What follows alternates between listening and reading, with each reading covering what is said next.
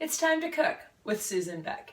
I just got home from work a little bit ago and I'm going to put together a meal that will only take about 30 minutes to cook and simmer and be ready to serve.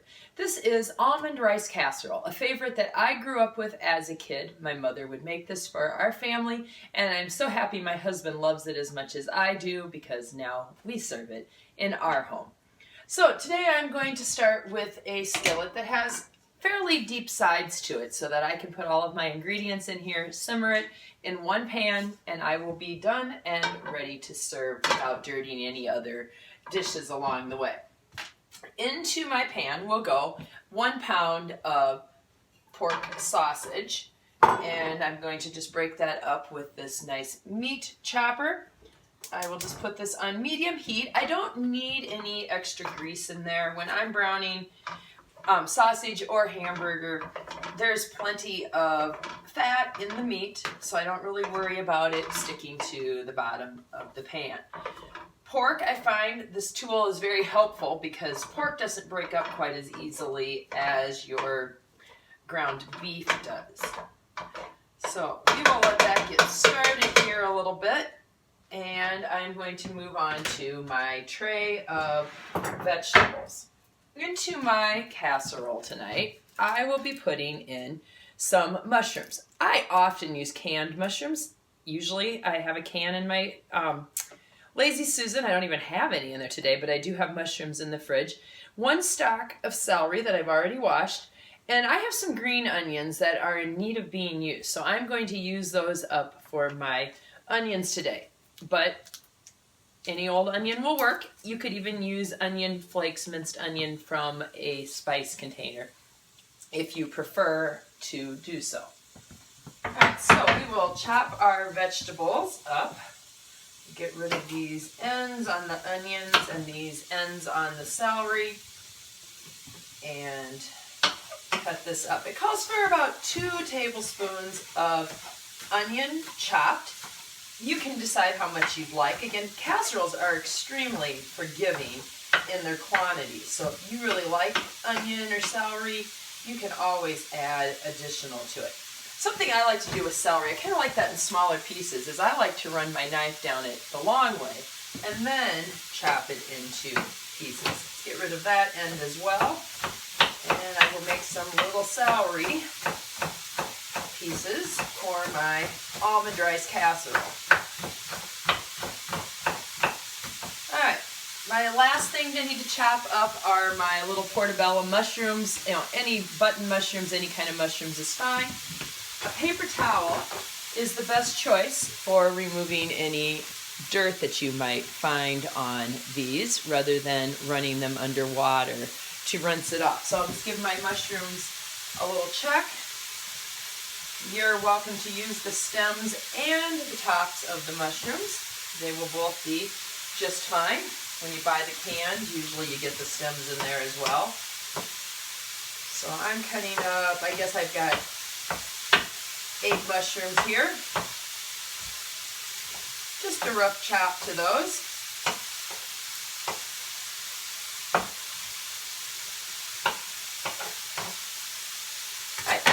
Put the mushrooms in quite yet, but I am going to have my celery and onions cooking right along with my sausage. A couple other pieces of onion and celery there. Alright, so time to give this a little chopping, breaking it into small pieces. I've mentioned this before. I just really don't like my meat in big chunks like meatball size things, so I really try to break it up well. Here's a little view of that simmering in there. I still have a lot of pinkness, so we're not ready to add our other ingredients quite yet.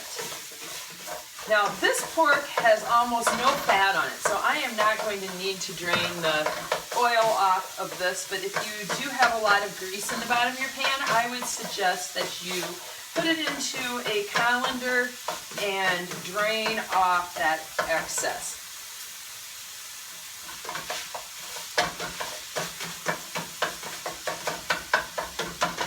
Alright, we're just about there. Like I said, this meal does not take long to make at all. And I just love the pork and the almonds. That little crunch is just a nice little touch that makes this different than a lot of other hamburger-based casseroles. All right, so those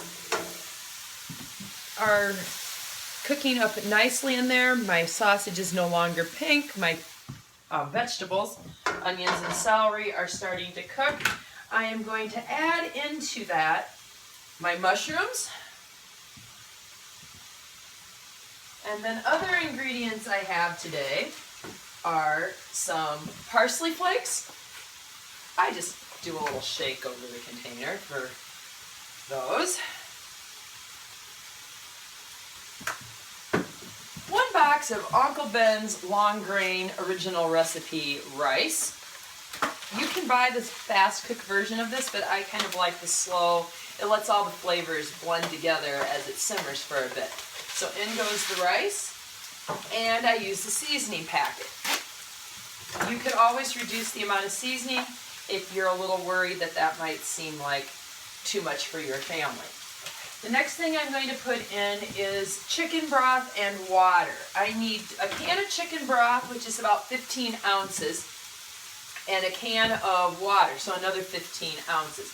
I tend to not buy much chicken broth. I use a lot of the base, like the soup base. So today I am going to put in my 3 3/4 cup water, and my chicken flavor will come from 1 1/2 teaspoons of this base. You can also buy it in the little cubes that you unwrap the little foil from. All right, the last ingredient that I will save and put in near the end is my almonds. So I just have a bag of slivered almonds here, and I have 1/3 cup that will go in at the end. Time to give this all a stir.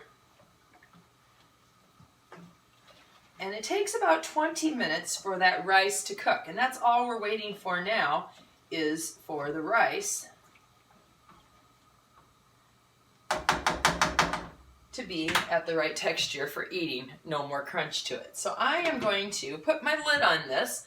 I'm going to slide it back to my back burner and put it on low. I just want to simmer. I don't want any roiling boil, and I'm going to leave it for about 20 minutes. I will come out and give it a stir every once in a while, just to make sure that the rice isn't all sticking together, or that if my moisture is gone before that, my rice is probably ready. You can really tell when it's finished because the amount of water and chicken stock is proportional to the rice. All right, we'll be back in a few minutes. All right, here's our almond rice casserole. It's been simmering for about 10 minutes, so we're going to stir it. Everything looks good, but you can tell it's definitely not done. The rice has not absorbed all of the liquid, which means it would not be tender yet. All right, 20 minutes has passed. Let's take the lid off and see how this is coming along. Oh, look, all that liquid, most of it anyway, has been absorbed by the rice. It's okay to have some left.